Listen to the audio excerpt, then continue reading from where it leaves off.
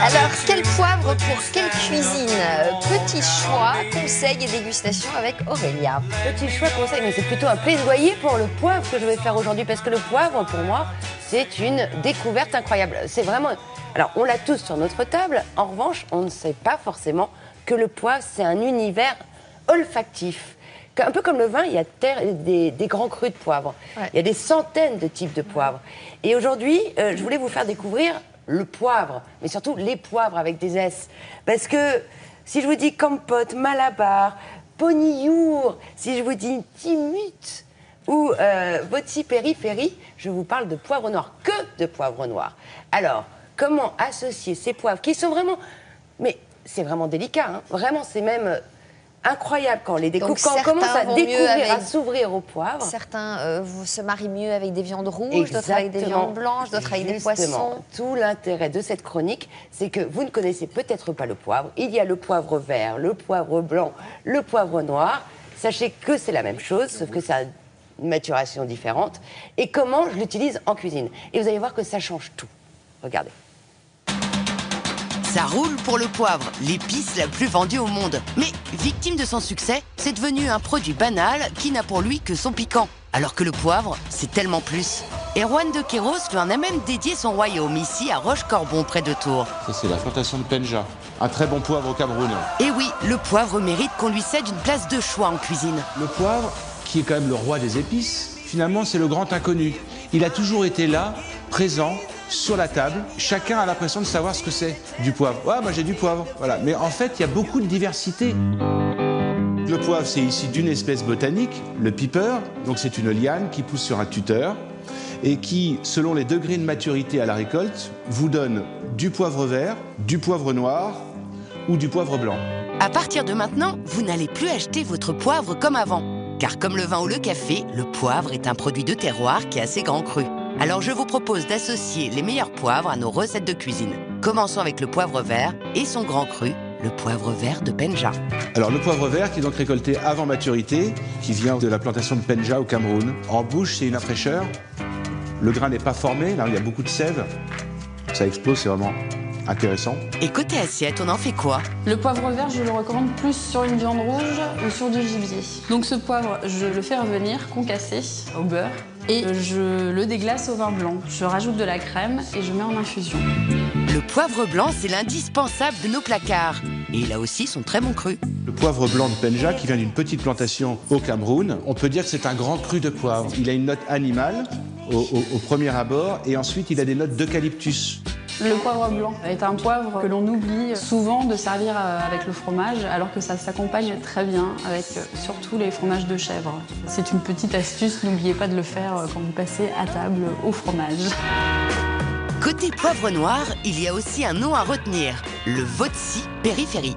Est un poivre qui a énormément de succès, qui est très bon et qui pousse là aussi à l'état sauvage dans ce qui reste de la forêt primaire malgache. Celui-ci, il a des notes végétales très fortes. C'est un poivre qui permet de sublimer les desserts.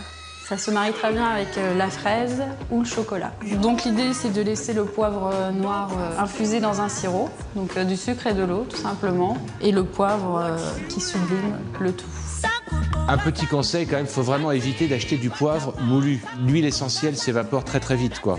Donc il faut de préférence vraiment largement acheter du poivre en grains. Et surtout, il est à moudre toujours grossièrement pour en profiter pleinement. Alors, vous avez ramené des poivres, vous auriez pu ramener Erwan, il est très sympathique. Erwan est un spécialiste du poivre, il a même cultivé lui-même le poivre au Cameroun, le poivre du Penja. On va en parler d'ailleurs du poivre du Penja. On sent qu'il va choisir ses poivres sur le terrain. Il parcourt le monde pour choisir les meilleurs. Thierry Sabine du Paris-Dakar. C'est exactement c'est un peu le travail d'Erwan de Queiroz sur le terrain, effectivement. Bien ce côté baroudeur, moi. Merci vite, Sophie. Oui, c'est quelqu'un vous allez voir. Erwan, si tu nous regardes. Donc Erwan m'a fait découvrir vraiment une multitude de poivres. Alors là, j'ai des poivres d'Erwan de Queiroz qui vient de Terre Exotique, son enseigne, mais aussi de Rollinger qui nous a envoyé. C'est très chic quand même tout ça.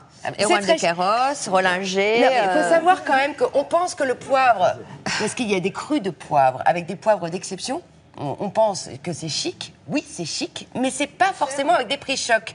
Parce que d'un poivre, c'est vrai, un poivre que vous allez acheter en grande surface, c'est à peu près le même prix qu'un poivre. Le prix n'est pas trop salé.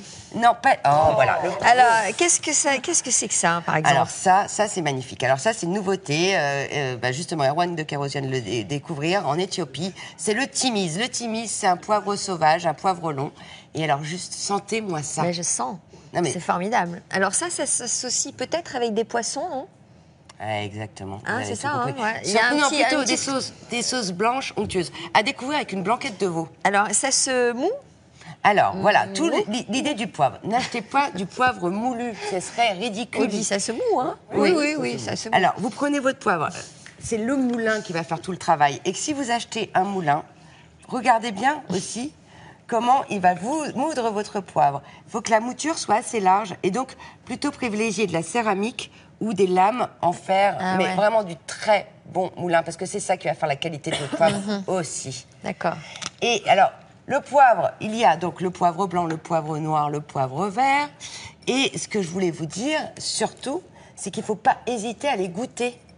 Parce que vraiment, ils ont tous une saveur différente. Par exemple, celui-ci, Sichuan, sent bon. oui, mais alors ça, c'est une baisse, c'est un faux poivre. Ah bon. Par exemple, celui-ci a le goût de goyave et c'est un poivre noir du Sri Lanka. Ouais. Ou il y a un autre qui a un goût de caramel, un autre qui a le goût de la vigne. Enfin, vraiment, le poivre, je vous invite à le découvrir. C'est un peu comme le café, Donc c'est un peu comme le vin, ça se goûte. Et surtout, ce que je ne comprends pas, c'est qu'il y a quand même des cavistes. Je ne comprends pas pourquoi il n'y a pas des boutiques spécialisées juste sur le poivre, parce que les épices, c'est tout un monde juste sur le poivre qui nous ferait découvrir. Mais Erwan, il n'a pas sa boutique? Mais il a des épices. Et d'ailleurs, je demande à vous, téléspectateurs, je sais que je l'ai sur le bout de la langue. On ne dit pas un vendeur d'épices n'est pas un épicier, ça a un autre nom et je ne le trouve plus. Aidez-moi à le trouver. Un Voilà. vendeur d'épices? Oui. Un épicurien. Un épicurien. Voilà. Un C'est peut-être épicurien. C'est peut-être un peu ça. Alexandre. Voilà. Regardez, très rapidement, je voudrais vous faire un petit coucou de la part de Annick qui habite à Bondoufle, qui est vraiment une super fidèle. La preuve, elle dit, moi j'utilise un mélange de plusieurs poivres et surtout, après avoir écouté les conseils de vos cuistots, je crois que c'est Léoté qui nous avait dit ça, je ne mets plus le poivre avant la cuisson, mais surtout après, sinon c'est trop piquant. Voilà, et elle remercie en Valentin, tout cas vous tous les confirmez cuistots ça de ton programme. Le poivre avant ou après la cuisson Ça pour dépend vous? du Ça plat dépend. que vous cuisinez. Alors, le poivre vert frais, alors ce qui est génial, c'est de le déclasser un peu au vin blanc avec un peu de gras. Et en revanche, le poivre vert frais, la Ouais, grappe, ouais. vous le déglacez avec du beurre et du vin blanc. Et ça, c'est génial. Et sinon, le poivre, c'est toujours en fin de cuisson. Le poivre Valentin noir, On va, toujours on va juste un et assaisonnement en toujours à la fin. macération ou en infusion. Bon, alors Valentin, Dans vous votre dites sauce. quoi, vous? Moi, je dis que On fait ce qu'on en veut. macération, il faut toujours garder le poivre entier. Entier, bien Voilà, sûr. si on met sur un plat, comme dit Joël Robuchon, c'est après, parce que C'est en fin de cuisson, sinon il y a de exactement. l'amertume qui arrive et Exactement. il faut faire. Moi, Voilà. je dis coupe de cheveux trop courte pour Valentin. Non, Qu'est-ce que vous en pensez? j'ai les cheveux très longs, mais je mets beaucoup de Ah, bah alors il a il y a un côté- trop de non, gominage, il a- là, trop c'est de cire. trop plaqué. Il a un Non, côté jeune communion. non, ouais, c'est trop, C'est trop, exactement. trop Le petit sage, riri. trop plaqué. On préfère Demain, ce sera beaucoup moins sage. le cheveu Joël. d'Erwan. Sauvage. Sauvage.